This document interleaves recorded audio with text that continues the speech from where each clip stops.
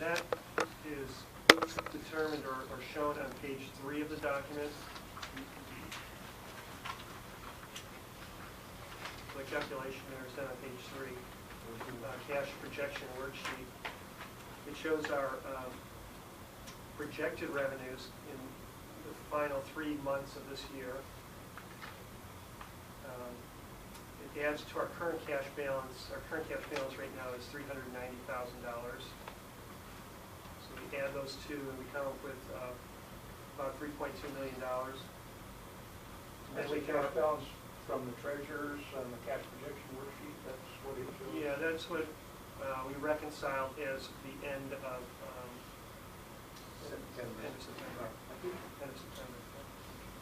So 390,000 and the 2.8 million projected revenues for the final quarter of this year, less projected expenses, 2.6 million. Operating reserve retained of 525,000. We subtract those expenses and monies we put to reserve, we're left with about $60,000 at the end of this year, projecting carryover January 1st, 2015. Or if you include the reserves, 585. Right. Because our reserve is 0 and there's a goal to build it up. That's right. Yeah, that's right. Okay. So that's where I get that first figure of projected working cash. That would be everyday cash that we use for operations. So that everybody understands, for the month of September, after we paid all of our bills and expenses, we're entering October with 390. That's right. That's right. That's So correct. we were not broke in September, right? No, we weren't. And this includes an insurance payment that was made in August, and that would have been carried over into the September balances. That payment was made in August, was it not? There was something that was brought to my attention. Someone had mentioned there was something posted online, a worksheet that we use internally that we use to kind of forecast our cash flow needs, and it was showing a negative, like we were broke. I think that's what you're referring to. And what actually happened there is we use that sheet to look at what our expenses are going to be. And expenses mean vouchers and payments that we make to, say, vendors. And if we don't have enough available funds at that moment in time, say a particular day, we might hold a check until we get that revenue. There's timing of receipts of revenue and payments. And for some reason at the state, a person left their job and they were I think it was about $200,000 in revenues was sitting on someone's desk waiting to be mailed to us. So with this sheet that was posted to the internet, what we do is we look at those sorts of things. And if we can't write a particular check that day, we would maybe hold that a week until we got that money from the state, which we normally get. And when we got that money, then we sent out that check. So it's just a management tool that we use. Why it was posted on the internet, I don't know, but we weren't broke, to answer your question. And at the end of the month, we have $390,000. Now, this grant that we were waiting for out of Olympia for, I think, 3 or 4 days. Is that correct? A little longer than that. I think it was closer to a week and a half, 2 weeks. And what have we done to make sure that we get that money? Oh, I'm glad you mentioned instead that. of sitting on somebody's desk? Yeah, we've just applied to have that money transferred directly with an ACH payment rather than receiving a check. So it should speed it up by at least a week. We already have it for this month. Last month we waited until about 20th or 25th for that payment, somewhere like that. So and here we are. This is the 10th, or let's see, the 10th, and we already have that money. So What's ACH mean? I think it's automatic clearinghouse, Automated clearinghouse. which is Direct deposit. it's an electronic transfer between accounts. So just to explain what it was that we were mentioning. But again, in the August balance sheet, that reflects the 3rd insurance payment. I think that. Well, that 390,000 is after those payments were made, right? Because it's a Yeah, I think September that's- 30 figure, and those payments were made, the last insurance payment was made on. That's what I was trying to ask, but I did a poor job of the question. But that already includes all of our insurance payments that we'll do. That's right. The third one, I believe, is done sometime in They're August. completed in 2014. Thank you. One of the items that was brought up at our last look at this was the way the sales tax was calculated. And you guys spent a significant amount of time looking at that and what your projection was compared to some of the other taxing districts here. And could you explain, why you think 7,833 is accurate? Well, the 7,000,008 is a 5% increase over 2014. And we used a couple different methods to come up with that figure. It's a 5% increase over 2014.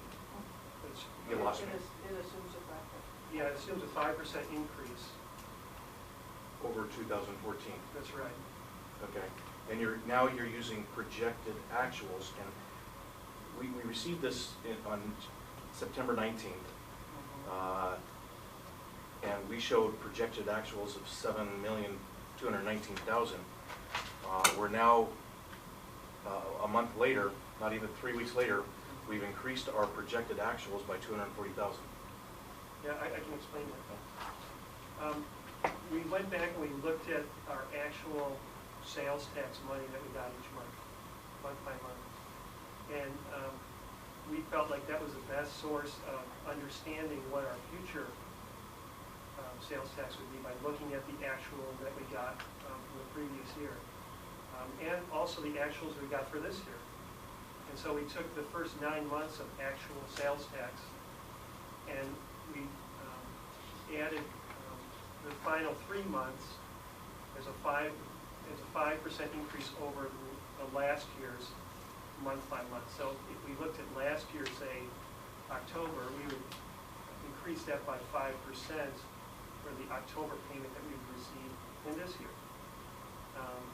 And so we came up with what we thought was the best, most reliable projection for 2015. It was based on the actual information from last year and a little bit of a projection for the final 3 months.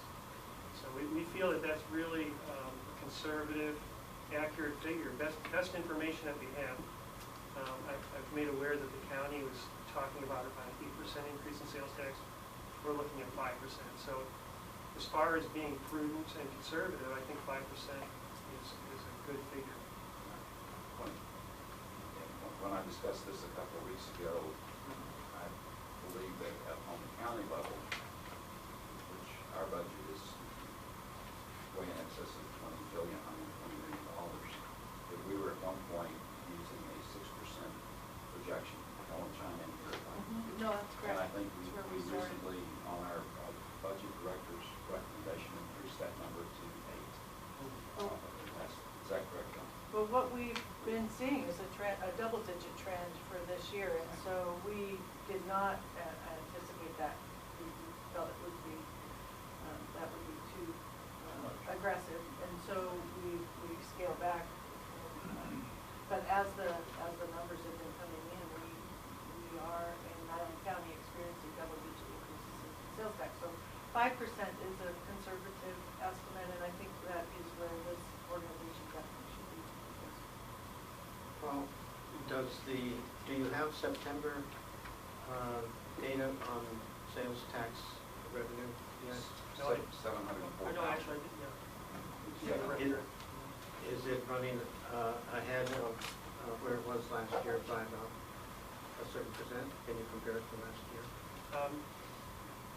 I'd have to look at exactly, I don't want to give a number without really looking at So that. it would be a way to try to confirm this process, that the process is Yeah, why reasonable. don't we include that next week's Okay. meeting?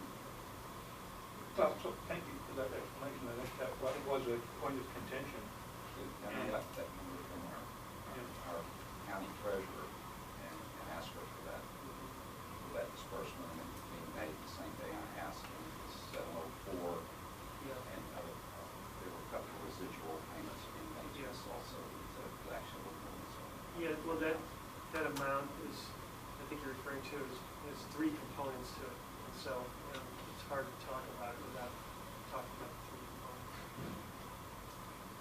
it seems to me, I know in the town of Woodville, starting our budget process, but not, and we're as far along as we are here in the county, but we're also looking at a conservative sales tax increase of about 5 to 6%. So I think we're certainly in the ballpark. I think Langley is, are you somewhere in that range, or?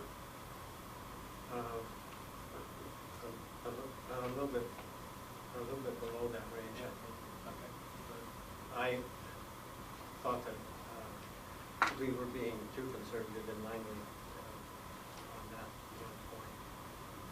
Mayor Dudley, what number are y'all using? Year over year, 2014 to 2015, a 1.87% increase, and then a 3% for 2015 to 2016. So that would be about 4%. It would be 1.87% for this year and 3% for the following year. When we got together on September 19th and we looked at our projected actual sales tax, we were informed that we took the first 8 months, we divided that by 8, and we ran it out through the end of the year. We actually had a decline. We projected a 3.6% decline. We were expecting to end up this year at $7.2 million in sales tax revenue. And are we,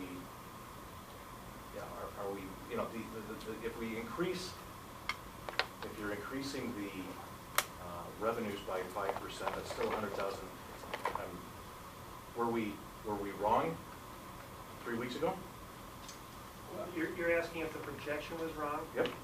I think it was an estimate based on the methods that were used in the past. I think that they were looking at a percent increase based on the average figure that was from last year. We went more in depth than that in order to correct that figure and make sure that our numbers were right. And so we just looked at actual data, and so the number changed more precisely. I think more precisely. When we look at how well we've done in projecting sales tax revenue here as a board, in 2009, we were down 4.8% from what we projected. In 2010, we were down 10% from what we projected. In 2011, we were up only 0.7%. In 2012, we were down 3.5% in what we projected. We don't have a real good track history or a very good batting average when it comes to trying to determine what sales tax revenue may be. I would point that out. Well, the only thing I can say is that we changed the method of forecasting, and hopefully it'll be more on target. When we look at the cash flow statement, Are you, I'm sorry, can you show me which page you're referring to, Scott? I'm referring to a report that I requested, which was a profit and loss budget versus actual. Okay, So so getting a is little that off track. something that? We don't have that. No, In wait, our no, packet we're not getting today? off track. Right Well, now, I'd like to be able to reference whatever document you're looking at, and it seems like it's important enough to bring it up. It should be important enough to share with the other board members so we can all be involved in this conversation. absolutely. In fact, Would you mind sharing it? not at all. In fact, Okay.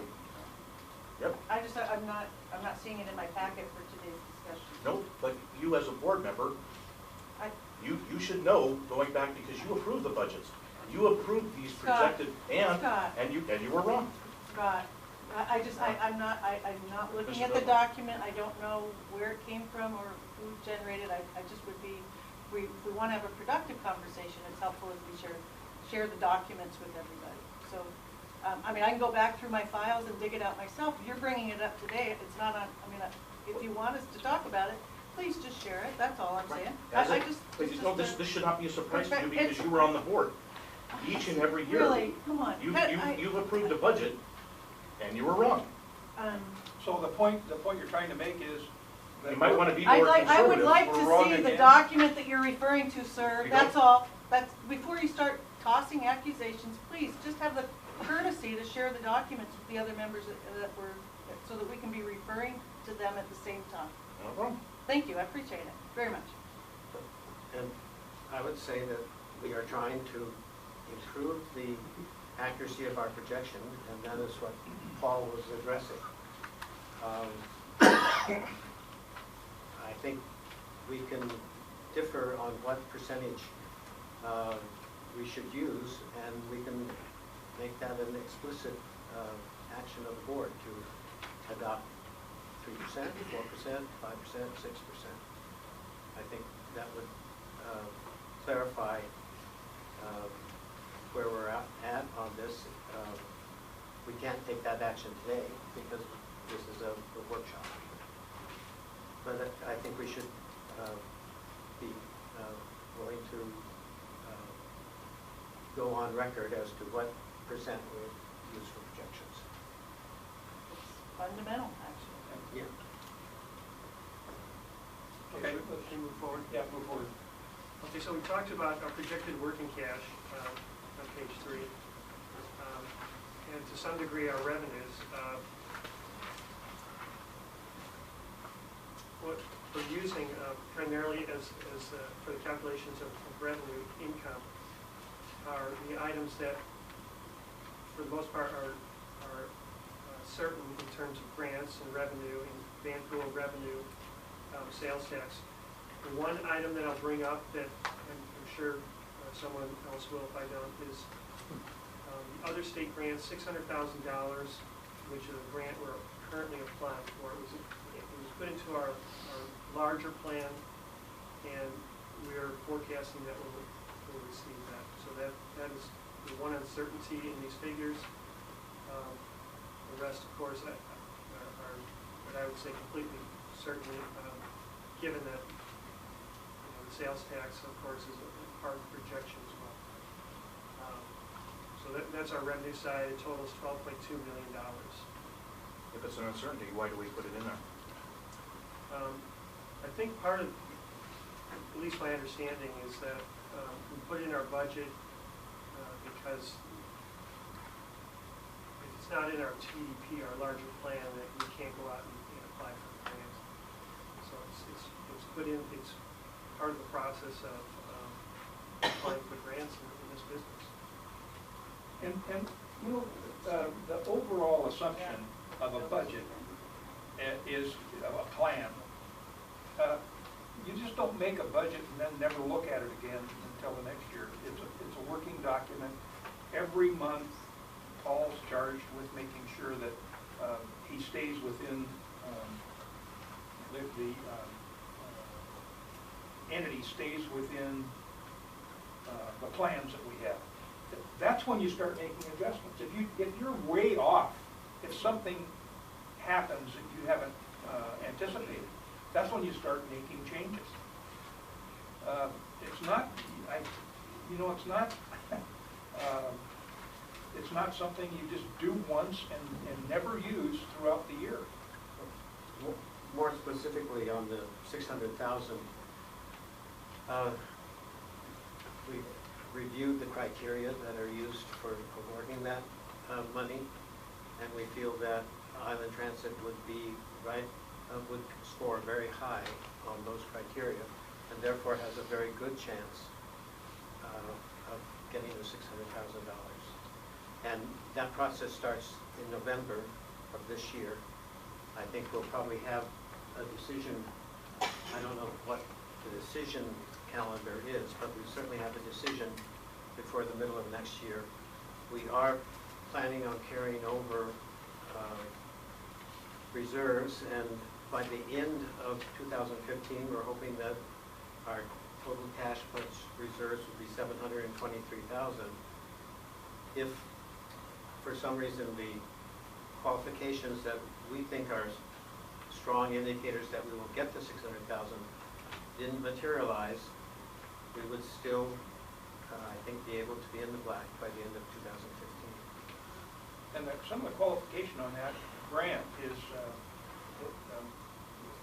we like to use that money for resumption of service that we had to cut, both Saturday service and various routes.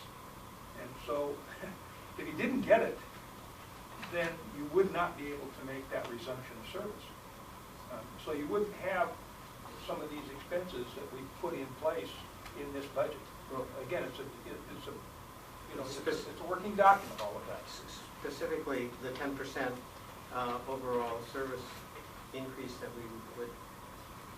we have budgeted into this budget that Paul mentioned at the beginning. Paul, did I hear you correctly that we would be ineligible to apply for the grant if we didn't have it in our budget document? That's my understanding. Yeah, It has to that's be our our- TDP, it's My our larger understanding. plan, in order to apply for these grants. Megan, you researched some of this philosophy behind if you don't have an item in a plan, you can't apply for a grant. And I just saw a copy of an email you sent out to somebody about that. So trickle down, it to be in the state, it has to be in the region, to be in the region, it has to be in the appropriate RTPO or the MPO, and the members of those then trickle down cities, counties, transit agencies. So we're talking about at the bottom instead of the top. And each one of our entities has the same requirement when we're planning for transportation issues and extension of capital. They have to know about the fact that you've actually planned for something before you can apply for something. Well, and if we will know, if I'm understanding correctly, we'll know early in the year whether or not we're successful in this grant and adjustments would be made. Well, it's based on the assumption of some added cost that would go with it. If we don't get that money, we wouldn't have those added costs. Thank you. Yeah, I would agree that it would probably have to be in your development plan, but having to be in your 2015 budget, an uncertain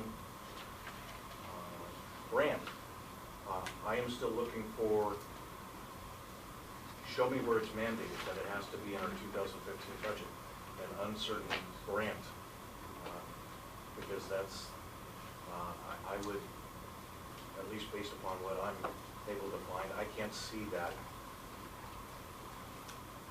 I think it's a policy that the accounting department here has utilized to put together a budget. And they said, well, let's show it, and you got to have some reasoning behind why you're doing it. What happens if you don't get it? Which I think I just said.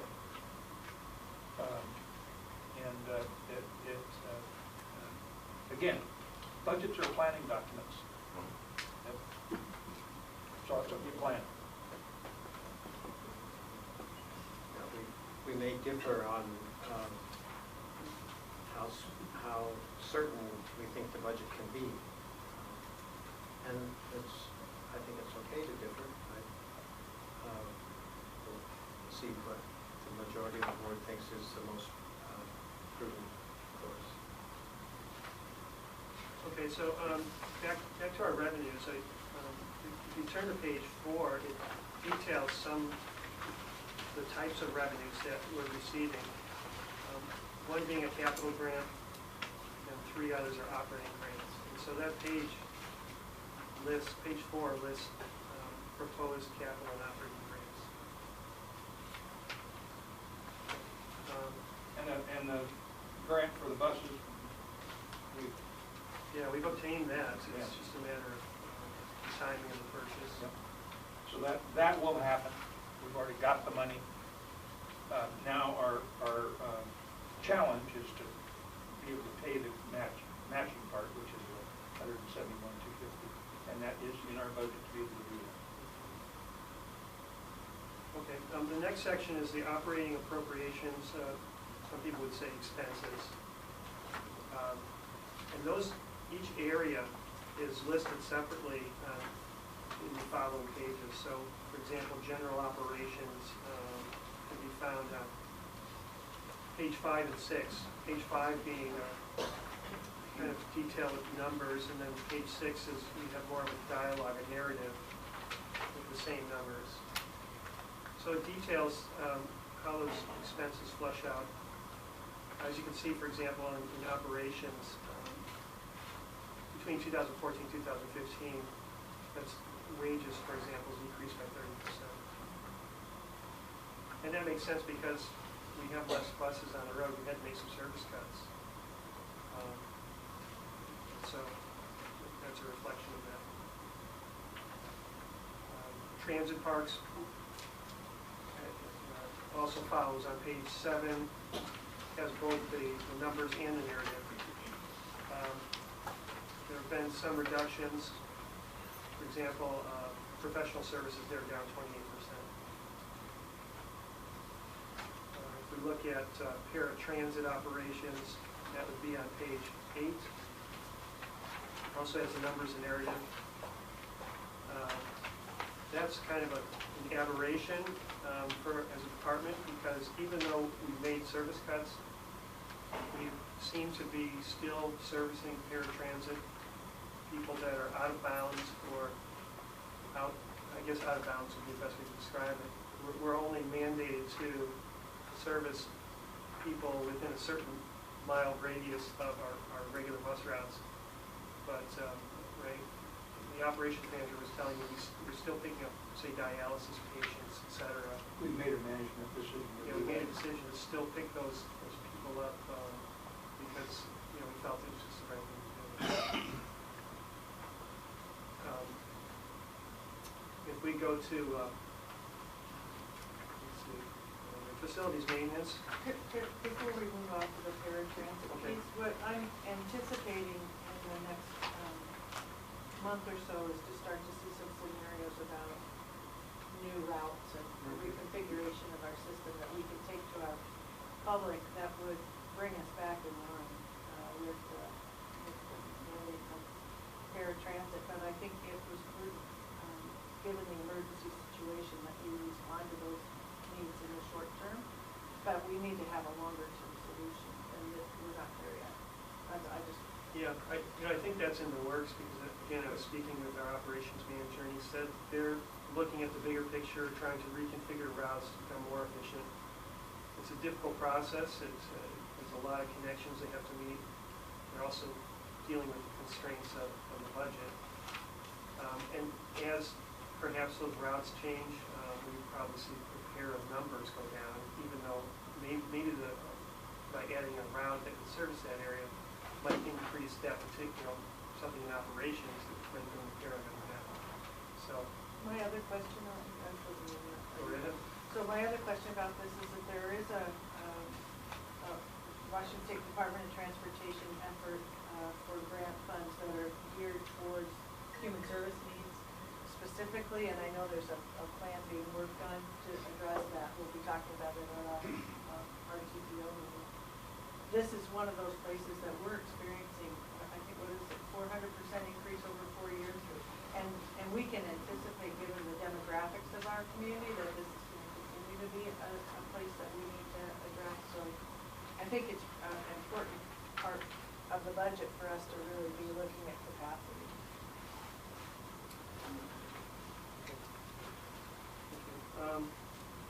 The next one I think should talk about maybe is facilities maintenance, which is on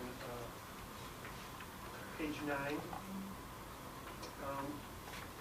See wages, we're showing a 30% decrease there. It also makes sense. There have been some cuts, I think, positions, so the wage has dropped. Amino operations, page 10. Seeing similar cuts, a 27% decrease in wages.